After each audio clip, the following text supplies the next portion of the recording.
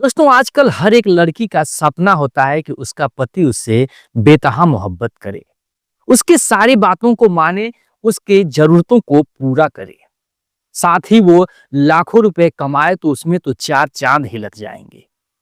लेकिन कुछ लड़कियां ऐसी भी होती हैं कि वो अपने पति के पैसों पर अय्याशी तो करना चाहती हैं, लेकिन जो मजा है, हवस जो अपनी है, वो एक्स बॉयफ्रेंड के साथ ही मिटाना चाहती हैं। ऐसी ही एक महिला थी जिसका पति लंदन में कई सालों से मर्चेंट नेवी में कमाता था और लाखों रुपए घर पर भेजता था। वो अपने पति को झांसे में रखकर अपने एक्स बॉयफ्रेंड के साथ जो था कि अपनी हवस मिटाती थी और अय्याशी किया करती थी। हद तो दोस्तों तब हो जाता है जब उसका पति 3 साल के बाद लौटकर वो अपने गांव, अपने घर पर आता है और अपने पति के साथ रहने लगता है। कुछ दिन बीतते हैं, उसका जो है एक्स बॉयफ्रेंड और वो महिला मिलकर एक ऐसा प्लान बनाते हैं कि आशिक और वो महिला मिलकर उसके पति का इतने टुकड़े करते हैं कि आप सोच भी नहीं सकते हैं। उस टुकड़े को कर कर एक ड्रम में भरकर सीमेंट से जाम कर दिया जाता है। जाम करके वो लोग अपना हनीमून मनाने के लिए उस मनाली के पर्वत की वादियों में चले जाते हैं। वादियों से 10 दिन के बाद जब वापस आते हैं तो उस ड्रम से बदबू आने लगती है। मोहल्ले में हड़कंप मच जाता है कि ये बदबू कहां से आ रही है। फिर एक ऐसे राज का खुलासा होता है जिसका कि आपने कल्पना ना भी किया हो, क्योंकि समाज में ऐसे ऐसे लोग आज भी जिंदा हैं जो हवस के खातिर किसी हद तक गिर जाते हैं और उसके परिणाम के बारे में तनिक भी नहीं सोचते हैं कि इसका परिणाम क्या होगा। दोस्तों कहानी में आगे बढ़ने से पहले आपसे छोटी सी रिक्वेस्ट है, चैनल पर नए हैं तो चैनल को सब्सक्राइब कर लीजिएगा। अगर वीडियो हमारी अच्छी लगे आपको, कमेंट बॉक्स में आप अपनी राय लिखकर जरूर बताइएगा। चलिए वीडियो को करते हैं स्टार्ट और समझते हैं इस पूरी कहानी की सच्चाई को। दोस्तों ये कहानी है उत्तर प्रदेश के जिला मेरठ की, जहां पर एक जो है कि सौरभ नाम का आदमी रहा करता था। दोस्तों धीरे धीरे वो जवान हो रहा था और वो एक स्कूल में पढ़ता था और एक संध्या नाम की लड़की से उससे प्यार हो जाता। दोस्तों जब प्यार होने के बाद दोनों बेतहा मोहब्बत करने लगते हैं। बहुत बेतहा मोहब्बत करने के बाद दोनों अपने परिवार से कहते हैं, लेकिन दोनों का परिवार जो होता है वो राजी नहीं होता है इसके उस प्यार से। दोस्तों राजी न होने के कारण ये लोग दोनों अपने घर से भाग निकलते हैं, कोर्ट मैरिज करवा लेते हैं, जाके दिल्ली के एक शहर नोएडा सेक्टर 5 में रहने लगते हैं। और जहां पर रहते रहते इनके घर वालों ने कंप्लेन दर्ज कराई होती है। कंप्लेन के मुताबिक पुलिस वहां पर जाके दबोच लेती है और इन्हें बाइज्जत वापस घर पर ले आती है। घर पर लाने के बाद इनके घर वाले जो होते हैं दोनों इनकी विवाह से राजी नहीं थे, लेकिन कहीं ना कहीं सौरभ जो था अपनी पत्नी संध्या को रखने के लिए राजी था। दोनों बालिग हो चुके थे, इसकी वजह से पुलिस प्रशासन भी क्या करे, दोनों लोग पति पत्नी के रूप में रहने लगते हैं। इसका पति जो होता है, सौरभ का जो पिता होता है, अपनी जायदाद से बेदखल कर देता है, अपनी संपत्ति से वो बेदखल कर देता है। उसकी माँ भी जो थी वो भी इससे उतना संबंध नहीं रखा करती थी। लेकिन इधर जो सौरभ था वो मर्चेंट नेवी में अब उसका सिलेक्शन हो गया था, लाखों रुपए महीने कमाता था, तो उसे फर्क नहीं पड़ने वाला था। वो एक अपार्टमेंट बुक करता है, वहीं पर अपनी पत्नी को लेकर रहने लगता है। 2-4 महीने रहता है, उसके बाद उसकी ट्रिप लंदन के लिए होती है, वो निकल जाता है। लाखों रुपए महीने कमाने की वजह से उसे कोई फर्क नहीं पड़ने वाला था। इधर जो संध्या थी वो अपनी मौसी के घर रहती थी, जहां पर उसका पालन पोषण हुआ था और वहीं से वो जो इसके सौरभ के प्यार में फंसकर उसके साथ उसने विवाह रचा लिया था। उसकी जो सगी माँ थी उसे वो सौतेली मार समझती थी और उससे उसको ज्यादा कोई वास्ता नहीं होता था। दोस्तों इधर सौरभ लंदन में काम करता था और अपार्टमेंट में जहां पर जो संध्या रहती थी वहां पर रहकर इधर उधर टहलने जाती, मार्केट वगैरह फुल एंजॉय करती, क्योंकि इसके पास इतने सारे पैसे थे कि आप सोच भी नहीं सकते जिसका पति लाखों रुपए महीने कमाता है वो किस प्रकार से रहेगी। परिवार में कोई नहीं था, अकेली थी, एक छोटी सी बच्ची थी जिसका नाम निधि रखे थे ये लोग।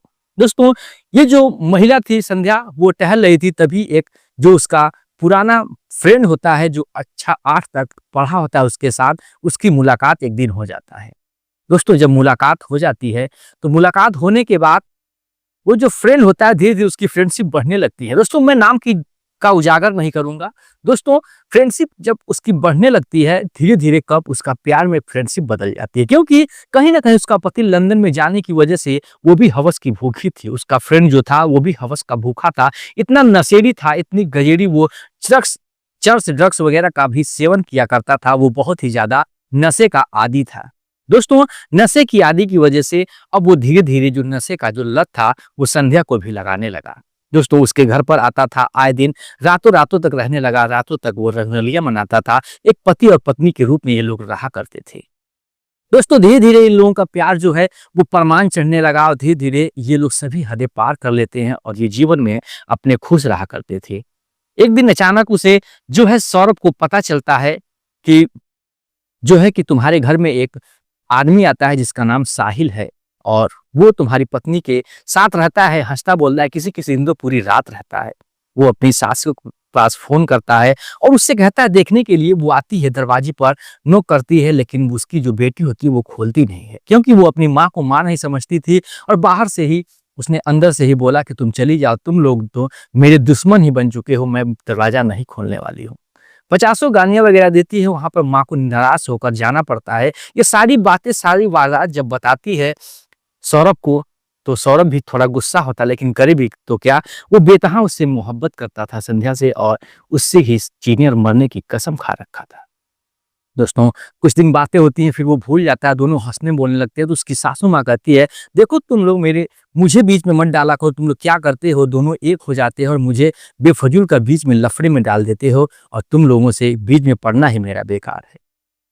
दोस्तों, धीरे धीरे समय होता है, उसका 3 साल का ट्रिप लगभग निपट जाता है और 3 साल बाद फिर वो घर पर आता है। घर पर आने के बाद जो साहिल जो था उधर, उसका एक्स बॉयफ्रेंड, अब उससे मुलाकात तो हो नहीं पा रही थी क्योंकि सौरभ घर पर आ चुका था। उसके साथ जीवन में वो खुशी खुशी रह रहा था। लेकिन जो इधर संध्या थी वो ड्रग्स की आदी हो गई थी, नशे की आदी हो गई थी। अब दोनों को मिल नहीं रहा था, वो मछली की तरह तड़फ रही थी। उसको उसका प्यार तो मिल रहा था, उसके जीवन में उसकी हवस तो पूरी हो रही थी, लेकिन कहीं ना कहीं उस नशे की जो आदी वो महिला थी, उस नशे की कमी जरूर महसूस हो रही थी।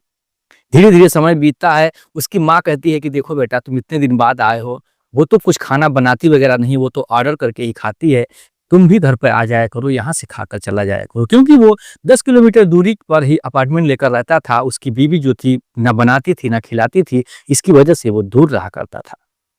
अपने एक फ्लैट को खरीद कर वो वहीं पर शिफ्ट हो गया था। दोस्तों, इसी तरीके से वो 1 महीने तक सिलसिला चलता है और इधर वो अपनी प्रेमी जो साहिल होता है उसके साथ संध्या जो होती है वो एक प्लान बनाती है और प्लान के मुताबिक अपने उस पति को, सौरभ को, लगभग 50 टुकड़े करवा देती है।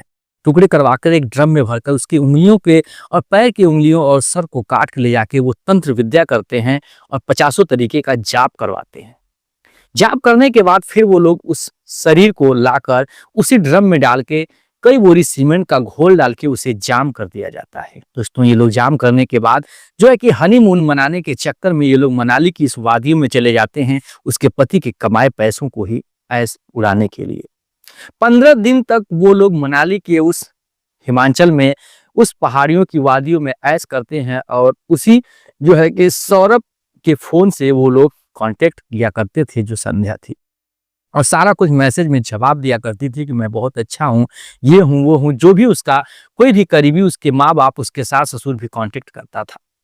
15 दिन बाद जब वापस आते हैं घर से, लाश जो थी वो सड़ चुकी थी धीरे धीरे बहुत हद तक और बास मारने लगी थी। लोगों मोहल्ले वाले समझ रहे थे कुछ ना कुछ इसमें सड़ रहा है, बदबू मार रहा है। जब ये लोग आते हैं, देखते हैं वहां का हाल, तो ये लोग घबरा जाते हैं। जो साहिल होता है अपने घर पर भाग जाता है। संध्या जो थी अपने मायके जाती है, अपने पिता से कहती है कि मेरे सास ससुर ने मेरे पति का हत्या करके एक ड्रम में उसे भर दिए हैं। वो लोग मानने के लिए तैयार नहीं थे, क्योंकि वो अपनी बेटी को बहुत अच्छे तरीके से जानते थे कि मेरी बेटी जो थी बहुत बदचलन है और वो गलत नशे की आदी है और गलत लड़के के संगत में आकर अपना जीवन बर्बाद करना चाहती थी। वो कहते हैं चलो फिर अपने समधी के नाम मैं रिपोर्ट दर्ज करवाऊंगी और करवाऊंगा। उसका पिता जो होता है बहाने देकर अपनी बेटी को थाने में ले जाता है और जाकर वहां पर जो है कि रिपोर्ट दर्ज करवाता है कि मेरी बेटी ने ही शायद मेरे दामाद का खून करके और कत्ल कर दिया है। दोस्तों, उसे हिरासत में देकर उसके साथ 3rd डिग्री दी जाती है। उससे जब पटों की बारिश होती है तो वो सारे अपने कानून, अपने जो है कि जुर्म को कबूल लेती है कि मैंने किस किस प्रकार से उसे मैंने काटा और किस प्रकार से उसे ड्रम में डाला और किस किस प्रक्रिया से हद से मैं गुजरी हूँ, और मैं अपने उस साहिल नाम के उस लड़के से बेतहा मोहब्बत करती हूँ और मैं उसी के साथ जीना और मरना चाहती हैं।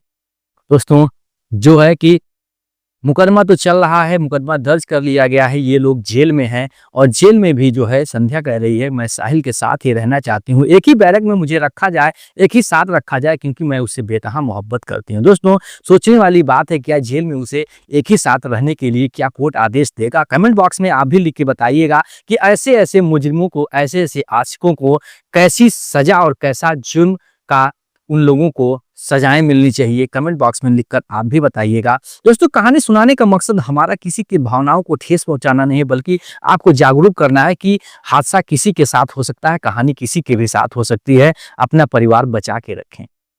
फिर मिलेंगे ऐसी इंटरेस्टिंग और इमोशनल कहानी लेकर। जय हिंद, जय भारत, वंदे मातरम।